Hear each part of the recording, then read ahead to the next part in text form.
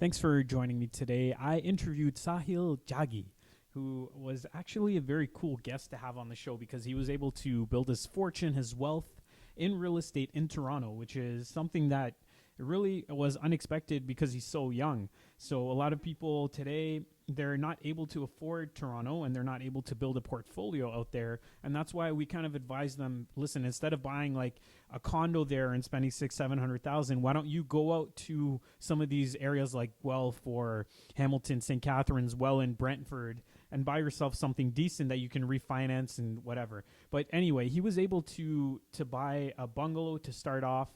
And his strategy is to go after properties that he thinks will appreciate because of the area, the proximity to the subway, all sorts of different factors that he discussed on the episode. So I think if you are interested in investing in Toronto or just seeing a different style of investing, which is more based on kind of the future values of the property and outpacing the market appreciation, this is a good one for you to check out. So have a look or have a listen if you're on iTunes or on the podcast platform. If you're on YouTube, enjoy the show. And if you happen to have any friends or family that are looking to invest in real estate, reach out to me. Let me know. I would love to work with them. You can check out my website, welloff.ca, or send me an email, george@welloff.ca. And I look forward to working with your friends and family.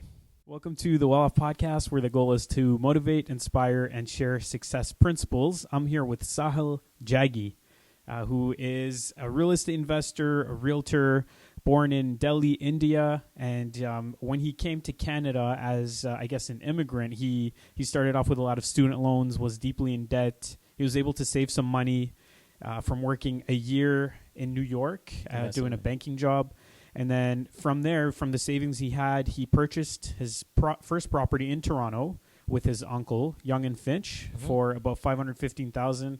From there, he's been able to take off. And one of the interesting things about Sahil is that he invests in Toronto. So a lot of people we kind of tell a lot of people that Toronto's a very expensive place and it's very difficult to make it work. But he's been able to do so. So welcome to the show. Thank you for coming. Thanks for having me. Very good. So what I like to do is kind of start off by asking you about your childhood. Sure. If you want to tell me about Delhi, about some of the things you remember from being a child.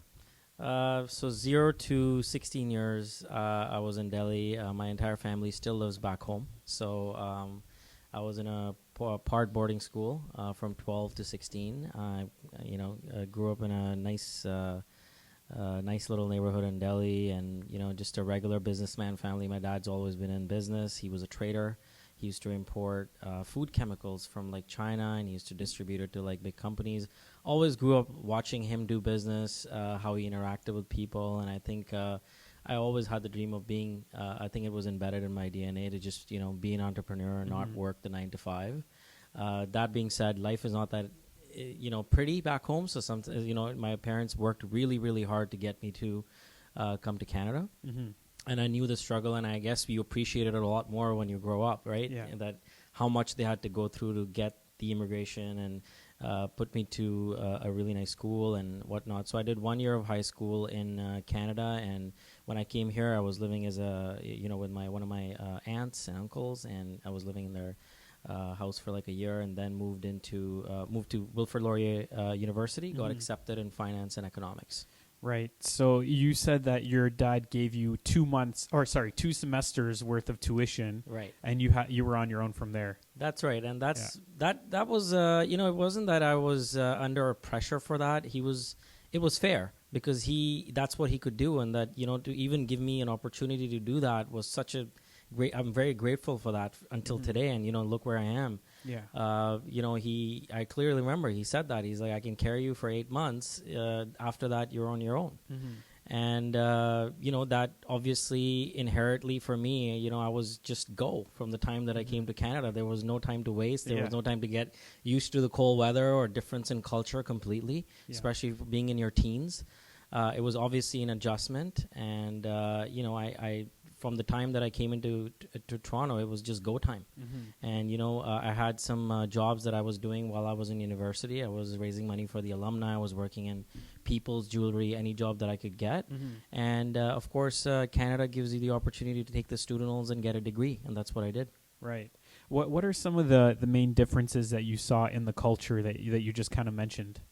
So, it's a very close-knit society back home. Here, I think it's not just the weather. I think it's for a person coming from back home to here, people are a little bit more, I guess, they're more about their own life.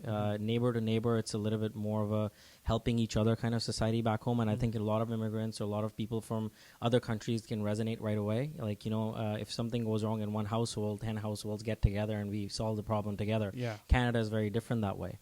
But I was excited. I've always been a positive, happy-go-lucky kind of guy. So when I came to Canada, I loved the fact that right off the bat, I was able to see diversity. I didn't feel like I was in a place where it didn't feel like home.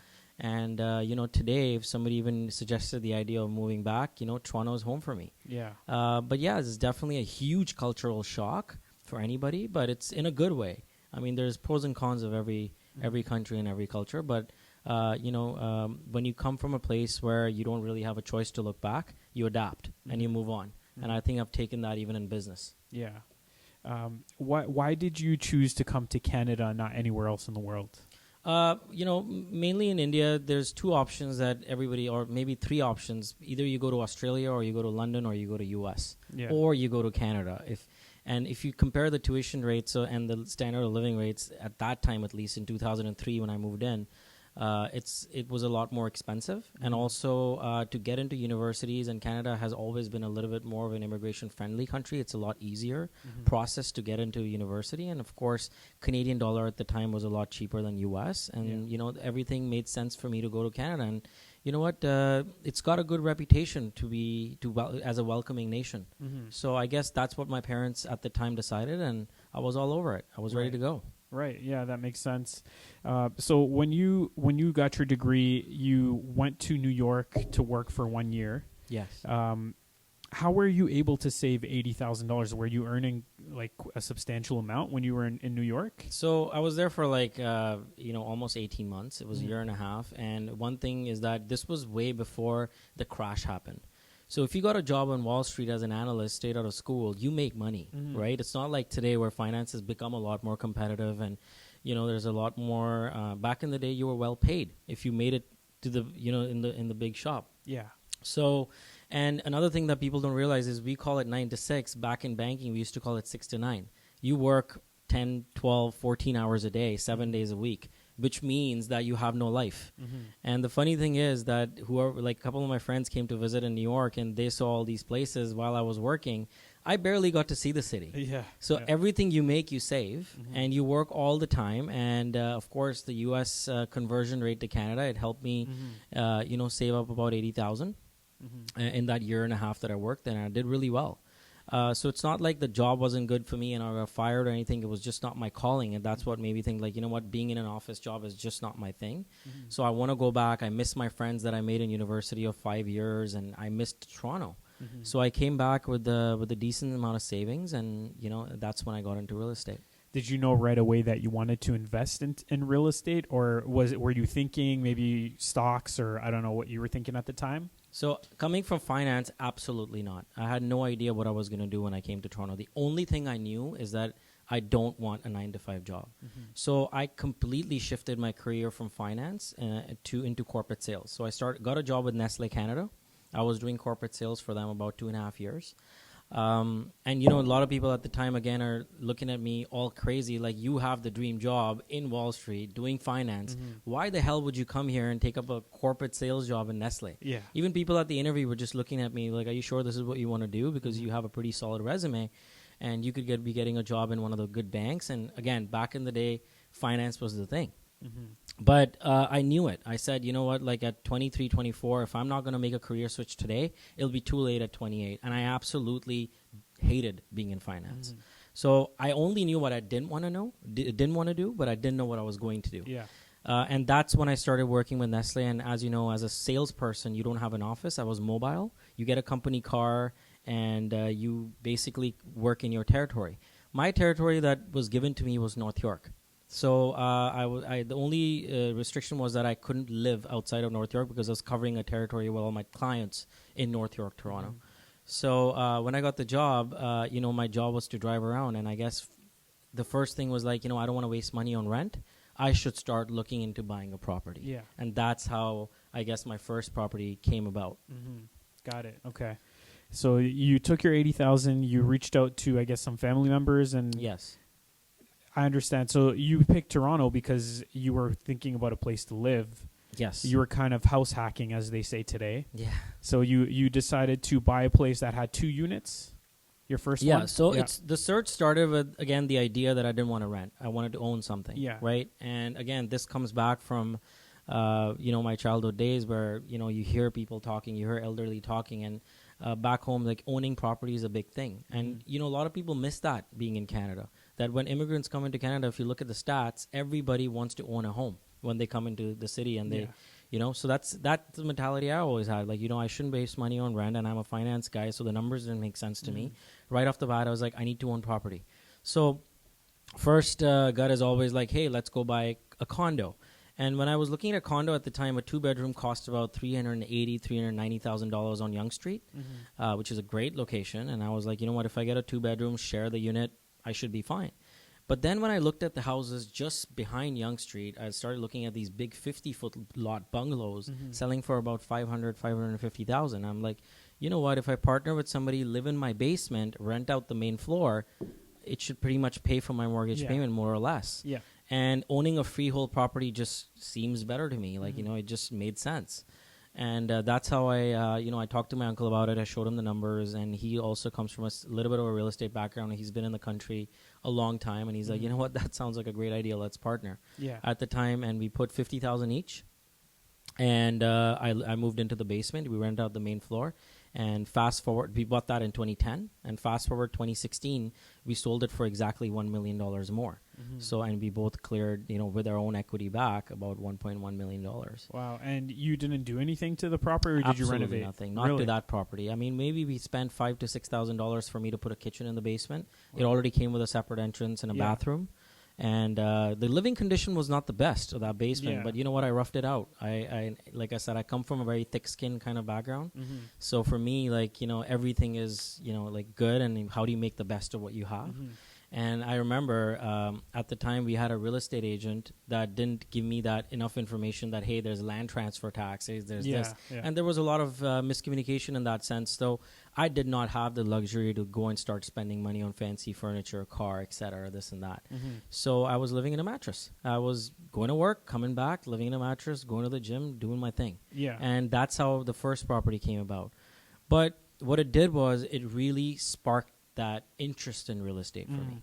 I enjoyed that process thoroughly, and from there, I just couldn't stop myself. Like, every day after coming back from work, I spent 3, 4, 5 hours completely zoned out into Realtor.ca looking at reports, and I found my passion. And from there, I just, from 2010 to 2019 today, I've now owned about 13 to 14 properties in Toronto, worth over more than $14 million, but loan to value less than 50%. Wow. And I've just done that through buying property myself with joint ventures in different ways. Very cool. So can you tell me about the second one that you got? Did you leverage the first property? Did you refinance or get a HELOC on it, and then you moved on to the second? Can you So it was a refinance. So as you know, 2010 to 2016, you're on a plane, you throw a dart anywhere in Toronto, the property increased. Yeah. Right? So the way I judge an investor that is good or bad is that how much have you increased above market? I think that's one of the main things I even tell my clients today. If the market has gone up by 10% and you've gone up by 10%, you're not that special. What you have to see is that if the market has gone up by 10%, how has your property performed in comparison to the market? So I specifically picked a bungalow that came very close to the subway station, and obviously infrastructure in Toronto still sucks, right? And so anything around that public transit to me is gold because of such limited access, and there's not that many subway system compared to like New York, London, or those places. Toronto still is getting there. So all the checklists that I still follow to date, all my fundamentals are very similar to that first property that I bought, right? So when I bought it in 2010, by 2011, the property had already reached that 700 mark. That's how fast those properties were increasing. So I refinanced the money out. I also saved a bit of money, and I took a little bit of line of credit, and I purchased my second property 100% owned by myself. I still own it to this date. Also in the Yonge and Finch area, a 50-foot bungalow with two different units, and I bought it for $660. Okay. So I rented out both the upstairs and downstairs. It was enough to cover my line of credit, all that stuff included. And again, most of the properties that I purchase, I look at the rentability and how the rents in those areas as well. And, being center of Toronto, close to the TTC, rents are always great. And the property was, it was a seller that was trying to sell it on propertyguys.com. Yeah. He didn't have representation. I didn't have representation. I just walked in. I said, I love this house. I want to buy it. I introduced a lawyer, and we bought it. So I got it at a pretty good price. I still own it, and it's worth close to 1.7. That's awesome. Can you talk about the numbers a little bit? Because Sure. You bought it for $660. Yes. You rented top and bottom, so you must have been maybe $4,500 a month in rent, somewhere in that range. At the time, keep in mind the interest rates were a bit low. Yeah. I got the interest at 2.2%. Okay. Wow. I had about 20% down, and with my numbers, I think it was close to about $3,600. Okay. And upstairs, I rented it for $2,400, and downstairs with 3 rooms that I rented for $700 each. Oh, okay. So I was just break even, and I was just break even-ish with maintenance here and there. And that was good enough for me, because even to this day, George, I'm not buying properties with trying to put $500, $600, $700 in my pocket a month. To me, what matters the most is how fast is my equity growing. I buy properties with a vision of accelerated equity growth, as long as it's breaking even with the 20% down model, right? And that's what that property was doing to me, and even the first property that I purchased where I was living. So 20% down, as long as the cash flows are breaking even, I'm buying these property because I have 5, 6, 10 reasons to say that this property is going to appreciate faster than market. Yeah. Okay. Can you tell us a bit more about what you're working on today? So, Sure. Like you were saying in 2010, 2011, you were getting those properties for $600,000. Obviously, now you're saying 1.7, 1.6 in that kind of range. A bungalow, 50-foot lot. Yeah. So what are you looking at today? So, fundamentally, I'm not looking at something that's that different, because I don't believe in buying property at a very expensive price point, right? As you said, the first thing that, why you tell a lot of people, or a lot of people say that you shouldn't buy property in Toronto because it's expensive. To me, I see value. To me, I see appreciation. And that also has to come with the right starting point. I have never purchased a property, with the exception of my principal residence where I live today, of anything more than $800,000. My purchase price point has always been less than $800,000.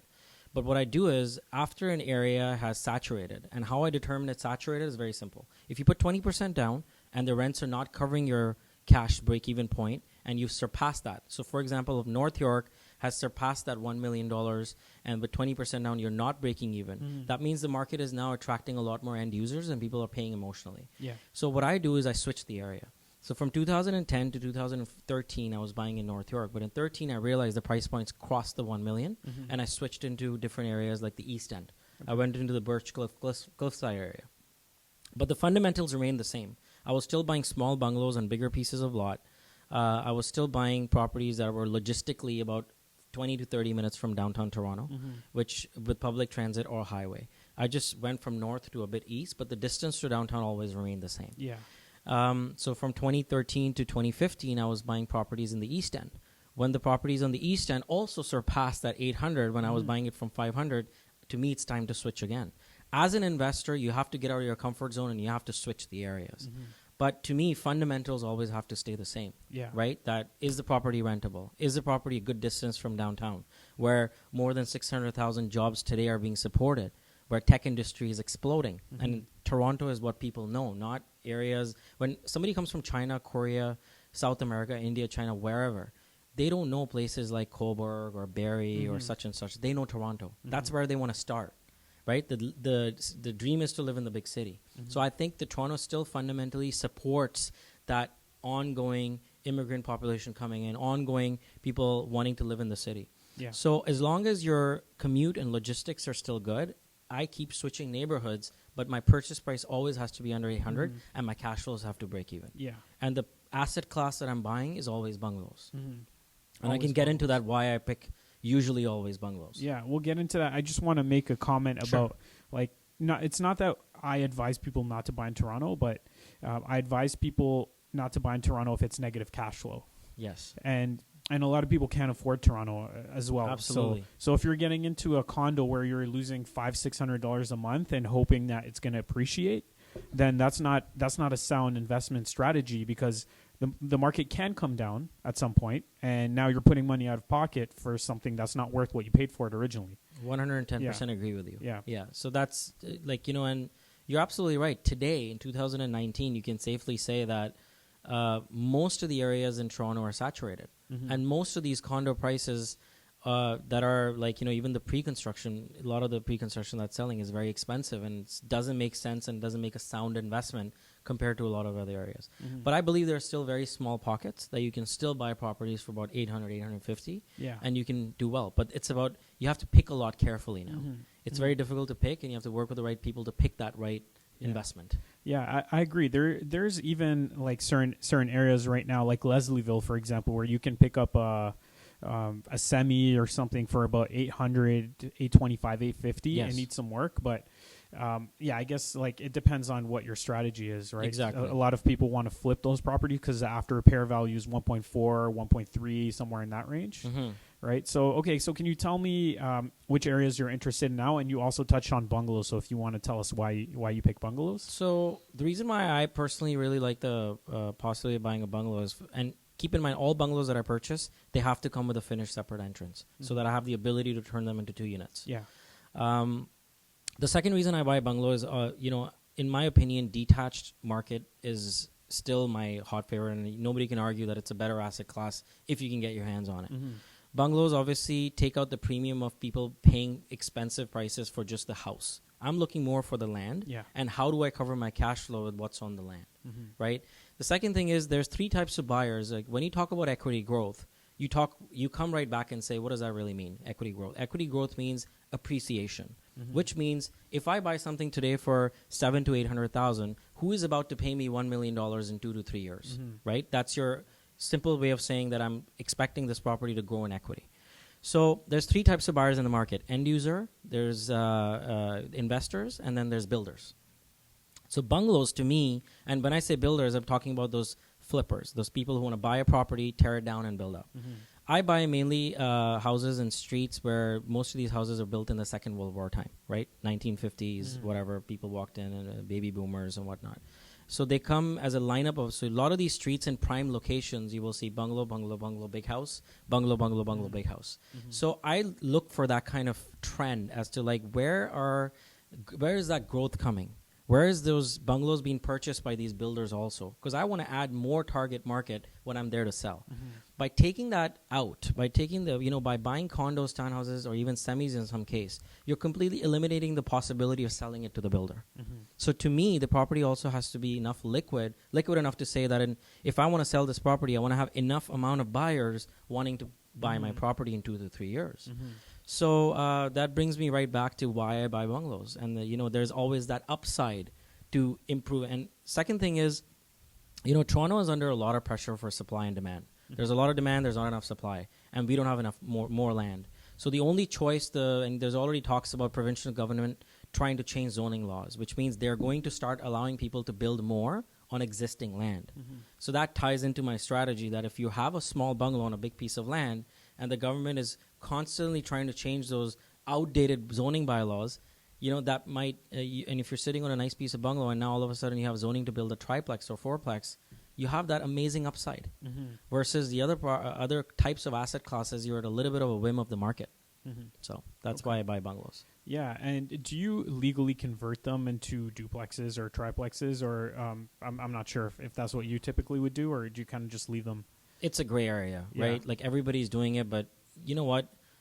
I want to call out the city for that. I don't think it's up to the homeowners to...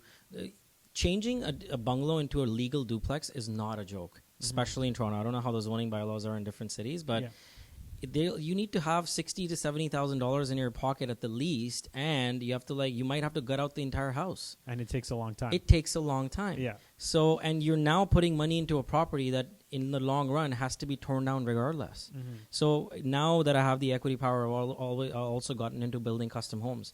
I've already built 2 or 3 custom homes at the stage of flipping. I'm now building them brand new and selling them as 2-story homes. So I don't feel that it's smart for me to like put that much money up front.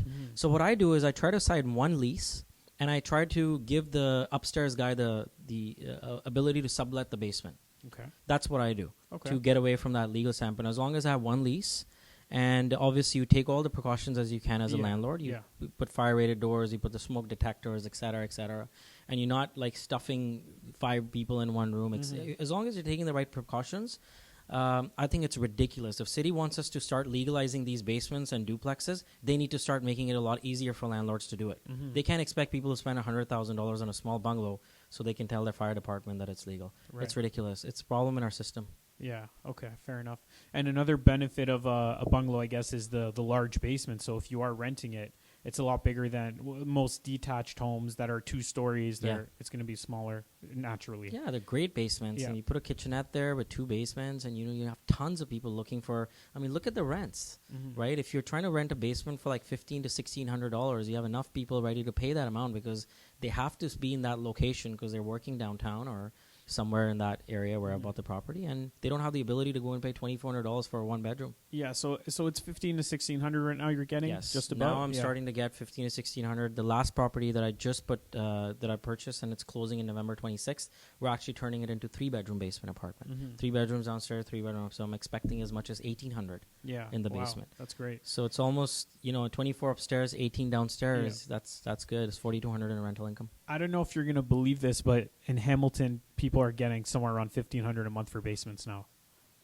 I believe it. Yeah. And you know why they're getting it? Because it's a lot more demographics of people that are only have the luxury of paying less than $2,000. They don't have the ability to pay more than $2,000. So unfortunately for them, they don't have the luxury to go and rent main floors and still have a big family. So they're like, okay, you know what? We'll pay $1,700 to $1,800 or even $1,600, and we can get a basement and put our 2 kids there and have enough 2 or 3 bedrooms. So it makes sense. Right. Yeah, that's a good point, actually. Yeah. All right. So what are you doing today? Like, what's your main focus today? You said you're building custom homes. Are you also doing flips, or are you acquiring more with joint venture partners? What are you working on? So I'm wearing a lot of hats, right? Yeah. Simply in my office, like based on the fact that I've done pretty well in my portfolio and my equity growth has always beaten the market by double digits. There's a lot of people that reach out to me and say, Sal, we want to do the same thing. And in 2014, when I got my real estate license, 9 out of 10 people that walk into my office that I end up working with are all investors. So that's like right up my alley. So I'm swamped with a lot of investors, and thankfully I have tons of amazing clients that are in the business of building portfolios. So I'm providing them with consulting, I'm providing them with real estate advice, and I'm always open to taking more clients and working with people who are looking for investments, specifically in Toronto. I'm also now applying for 2 permits for the job. So what I do is my strategy is never to buy and flip. My strategy is always buy, hold, make sure the area that I've purchased in ripens to the point that I think that it's now hitting that saturation level. And I can give you a live example of one of those in a bit. So I'm building a lot of custom homes for the properties that I purchased back in 2014 and 2015. They're now coming back in my roster to build, because usually I'll buy, hold for 4 or 5 years and then build. So whatever I purchased back in 2012, 2013, 2014, I'm building today. So you're demolishing and rebuilding. Exactly. Demolishing and rebuilding, and in some cases I'm putting an extra story on top. Okay. But they are being sold as luxury homes. Okay, cool. So doing that, I also have started a real estate fund between me and 5 other investors, in which I'm the managing partner. And we are buying a lot of commercial mixed-use properties in Toronto. And between 14 properties and the commercial properties, I'm solely property managing and in charge of more than $500,000 in rental income a year. So between me and my assistant, we do property management, we're building houses, we're helping people buy investment properties, and more so the main focus is I am constantly in the hunt for buying houses. And in the last 1 or 2 years, when property just slowed down versus 2016 and 2017, I'm on a buying spree. Very cool. You talked about your portfolio being at somewhere around 50% loan to value. Yes.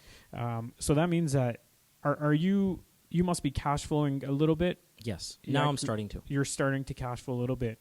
Are you using that cash flow to fund your life, or are you generating income through selling real estate or through? So my main way of generating income is my day job, which is that I work with clients to sell them real estate. And in the last 4 years, I've sold more than $100 million in real estate. So I have Hall of Fame, Remax, top 30 under 30, constantly hitting chairman and platinum agent. Okay, got it. And all with buying investment real estate, right? So I'm not into like, maybe selling property as much as, helping people buy. Yeah. So a very specific niche just by doing that. Got it. That's my day job. So I'm not letting these properties feed me. What I'm doing is I'm refinancing. So when I buy something for 80% loan to value and equity appreciation is fast, when my loan to value starts hitting that 50% on each property, I bring it up to 65 or 70%. I refinance and I use it to buy my next property. Okay. But my goal is that I never refinance a property and start taking loan to values of more than 65%. And I think that's important to stay conservative and to stay risk averse. Yeah. Because there's always that chance in real estate that if government intervenes and starts putting certain rules, you need to have enough room to breathe with your equity. Yeah. So I'm very conservative in keeping my loan to value, and as long as I'm keep refinancing and my loan to value stays at 65%, and you know what? When I get that 65% with a decent interest rate, my cash flow, especially with the fact that rents have gone up 33%, as long as you're turning over your tenants, you're cash positive. So all the tenants that I've turned over in the last 1 or 2 years and I've refinanced back to 65%, I'm cash positive. So I would say about 6 to 7 properties that I own today are all cash positive. Got it. How often are you reviewing your spreadsheets to see what your loan to value is and that kind of information? Every month or so, I will go back to the chart and I'll see how everything is doing and what property can take some money out. Is there a possibility to increase rents on some tenants or add a story, maybe some renos if needed? And you know what?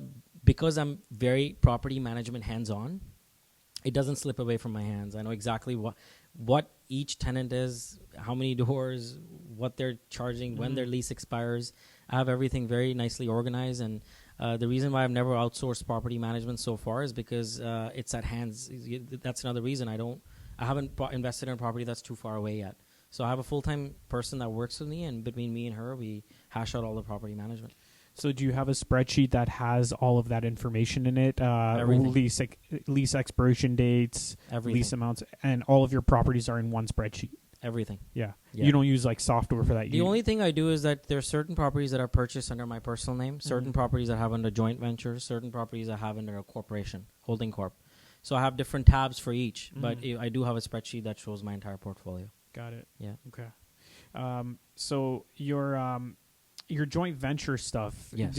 Can you talk a little bit about that, how you were able to start off in joint ventures? And also another question I have is, you seem to have a really good structure in your business. Like you have everything organized, you know what you should be doing, what you shouldn't be doing, loan to value, all of that. Where does that come from? Is that something that you just figured out on your own, or did you have a mentor? Did you have groups that you were attending where you learned this kind of stuff? No books, no mentors. This is just all reports and all learning from my mistakes, right? A lot of people today have the luxury to listen to podcasts, meet with experts. I think in 2010 or 11, I was very lost.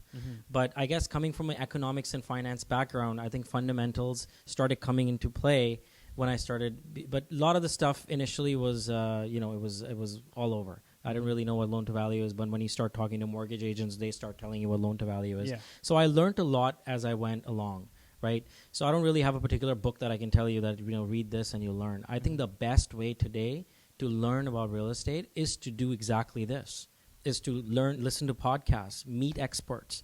Even today, if I see an article about somebody, like for example, I stumble upon your podcast, I'm like, I want to meet you. I don't shy away from meeting people in real estate. They're not teaching this stuff in universities. I think there's a huge gap between what they teach people in universities and what they expect you to do successfully in business. So I reach out to people. I talk to people. I didn't have a specific mentor.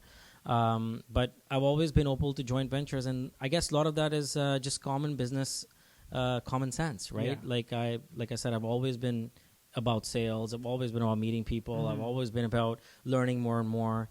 And if you're spending a lot of your time doing something that you love, you just constantly are learning every day. And as you must know, like real estate is a big spectrum. There's so much to do, so much to learn.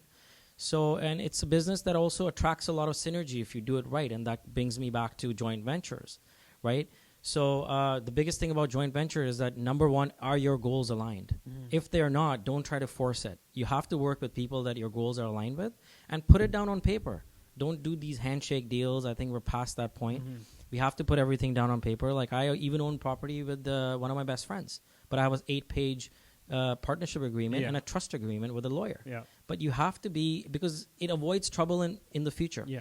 Joint venture is one of the best ways to grow in real estate and the best way to mitigate your risk and take benefit. But you have to do it right. And I would, again, suggest working with people that know what they're doing in joint ventures and, understand the difference between experts too, right? And I can tell you a lot about that too. Right? With social media, there's a huge difference between being good at digital marketing and social media and being actually good at real estate. Yeah. So you have to pick people who've actually done this, executed this, felt how they felt while doing it, and are able to understand what you're doing. That's what you separate an expert from a person who's really good at, graphic designing. Yeah. Right. It's a big difference. Yeah. And I think that applies to every industry. Right? It's a lot of wrong perceptions out there. There's a lot of people claiming to be experts, and you sit down with them like, look, what do you own? And it's like nothing. And it's like, how are you an expert then? Yeah. Right? Yeah. Yeah, we kind of were talking about this a little bit. I think you were going to mention some of the areas that you find interesting now in Toronto, where there's a potential to see some capital appreciation. Obviously, the whole city is going to appreciate, but which pockets are you interested in? I think there's a lot of saturated areas, and anything around Yonge Street, I think, is just game over now. Like, unless you're buying it for your own end user purposes, I wouldn't even look at, unless you're parceling land or anything like that for any huge projects. For an entry-level person, he's got to stay away from the saturated areas. And the best way to find those areas is to so for example, if you buy a bungalow in Yonge and Finch, let's say we are taking apples to apples comparison, same size bungalow, same size land. In Yonge and Finch, 1.4 to 1.6 million. Same bungalow in Beaches or any of those areas, 1.1 to 1.3 million. Yeah. Same bungalow, now you come into the Bloor West area. Maybe you're looking at 900 to 1.1 million. And then you look at the rents that these guys are comparing, and rents are almost the same. Yeah. So that should tell you stuff like that. So Bloor West is one of the good areas that I like. There's another area which is not Toronto. It's right east of Port Credit. It's called Lakeview. One of my favorite areas. I think it's very up and coming, right off the QEW, right off the GO train station. And then there's tons of other areas. Mimico is one of my favorite areas right now. I think it's a fantastic logistics. I've purchased properties in W06 before. A lot of my clients, I'm driving people there. And, but it's not just enough to talk about the areas. It's also about streets, what kind of house, what it's facing. Is there an apartment building behind you? And that brings me back to, if you shorten and if you've narrowed down an area, try to find a person who's really an expert at that area and start working with them. That's what I think is really cool about doing a podcast. I get to meet so many different people that are doing different things. Yes. And your way of building wealth has worked well for you. And there's dozens and dozens of other ways. So it's really cool to hear how you've done it. And just the fact that you were able to do it in Toronto with very little, no help from parents or anything. I think it's a really cool story to share, and I'm glad you're sharing it. Thank you so much. And and that's the beauty. You meet so many experts. You listen to the stories like, wow. But you know what? It's hard for the listeners or just the regular people, because there is so much advice. Yeah, it's like, how do you pick the right one? Exactly. So I would say, like I said, sit down with multiple people, but decide once who you want to work with, and then stick to that person and trust that person's expertise. Right. Yeah. And I don't like putting myself out there as a jack of all trades. Yeah. And I don't go out there and say, partner with me. For me, it's like partner with a person that aligns with your goals. Yeah. I don't think my goals are your goals yet. Maybe they are, maybe they're not, but that has to be in a conversation. Yeah. I don't go around telling people that I'm an expert at Oakville, I'm an expert at Waterloo, Guelph. I don't do that. I have specific people that I work with as a referral. So, for example, if people come to me and we find out that their ability to do a purchasing power is not there to buy in Toronto, my next thing would be, look, I've heard amazing things about Hamilton, heard amazing things about this, and this person knows what he's doing in Hamilton. And I pick a right person and I just refer the client, because if you start doing everything and you're an expert at everything, you're just going to be nothing, right? At the end of the day. So I specifically focus on my area of expertise. I've done well in my area of expertise, and I take a bunch of investors with me there. So, and it becomes an easy sale too, right? Because they trust you, because they're like, if it's so good, why don't you buy it yourself? Yeah. And it's like, I put my money where my mouth is. Yeah. And that's the interesting thing about a lot of these pre-construction agents, where they're like just selling and selling and selling, and they don't buy a single unit in these, these quote unquote amazing investors. Yeah. So I don't believe in that. Right. Especially, I think there's a huge amount of misconception, and I don't mean to be controversial on your podcast, but there's a huge amount of misinformation in the market by real estate investors, or real estate agents, that are just spoiling it. Just they're calling everything a good investment, and meanwhile they don't own a single unit in these pre-construction units. Yeah, I would probably agree with you on the pre-construction. I think there's certain quotas that they have to hit, and there's pressure from builders because they allocate units to agents. And if you don't meet your quota, if you don't sell the units that they allocate to you on the next project, you're not going to get any. Exactly. So some of these agents, they kind of don't care if it's a good investment or not. They just want to sell the units. Exactly. Right? So it becomes a little difficult for the end user, and that's why there's so much mistrust in our industry, right? People don't trust real estate agents because apparently everything is good. Some people, some people don't trust. But there are some amazing people out there too, that know what they're doing. Like even to sit down and have a conversation with you, and you pick up things like this, tells me you know everything about real estate there is to know. But you'll be surprised how many people you can sit like this with, and they have no clue what you're talking about. Right. So. Yeah. Well, there's tons to learn. Exactly. But one thing I was going to say about like being an expert, I totally agree with you. And this is kind of like a far off sort of comparison. But when I work out in the morning, I like to shoot a lot of basketball. And sometimes I'll just observe people. And then there's this one guy I see every morning. He's there. He shoots like 90% from the 3-point line, does the same thing over and over. Corner shot, doesn't do anything else. And then you look at some of the other people that are there, they're working on all these different moves, step backs, trying to do like NBA players. An amazing analogy, yeah. And they miss 90% of their shots. So it's a total opposite. So one guy's just doing the same thing over and over, expert. Other people are trying everything. So I think that's exactly that. Yeah. It's no different. Yeah. So let's jump into the next section, which is a random 5. I'll ask you 5 random questions and just answer the first thing that comes to mind. The first thing is, what is something you learned in the last week? How important it is to work with the right contractors. Okay. And it's not always about the cheapest guy, right? It's about, and I think that applies to a lot of different industries. Stop trying to price out jobs all the time. Pick the right person, and even if he's taking a little bit of premium, make him part of your team. Right. And I've learned that the hard way because I'm still new to doing construction. It's my 3rd project. And my mistake was that I was trying to price out jobs and lower my costs all the time, but I've been burnt by a lot of contractors. Yeah. And I've been through it, and I've learned it the hard way. So pick the right contractors. There's a lot of information and reviews about people out there. And even if they're a tad more than people that doesn't come with much of a history, work with that person. Cool. That's good advice. If you had the world's attention for 30 seconds, what would you say? I would go right back into, I think at this point, I'm really passionate about talking about, experts in their industry versus experts in their industry on social media. Okay. I've taken it very personally because I've seen a lot of misinformation out there, and it angers me. So be careful, no matter if you're in the fitness industry, no matter if you're in like any industry at all.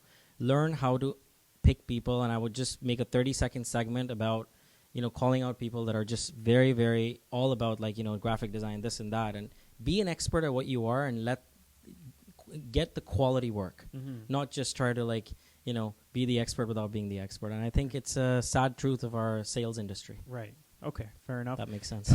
Yeah. What success principles do you live by? Or maybe just one success principle that you live by? Always have a short-term and long-term goals aligned. If your short-term goals are not going to be aligned with your long-term goals, you're always going to be walking in a zigzag, right? So where I see myself, where I want to see myself in the next 5 to 10 years, I'm working on that in the next 3 weeks, right? Everything has to line up, and always be aware of the goals. And of course, as you move forward, and especially in real estate markets change really fast, you have to shift your goals, but keep in mind that you always think of your long-term goals and align them with your short-term goals. Perfect. That's good advice too. What's in your fridge right now? Beer, You know what? I just ordered a bunch of good food stuff for the first time. I've never tried meal prep before. Yeah. But I just ordered a bunch of stuff, and it's just sitting in my fridge, and I have nothing else. Okay. I'm a single guy in Toronto right now, so Yeah. it looks exactly how you would think it would look like. Living in a $1.7 million home. Yeah, on the lake in a bungalow. Yeah. And eventually, when I need bigger space, I'll build, and that's my home. Yeah. But yeah, my fridge is pretty lame right now. Okay, fair enough. It's a funny question. If you could disinvent one thing, what would it be?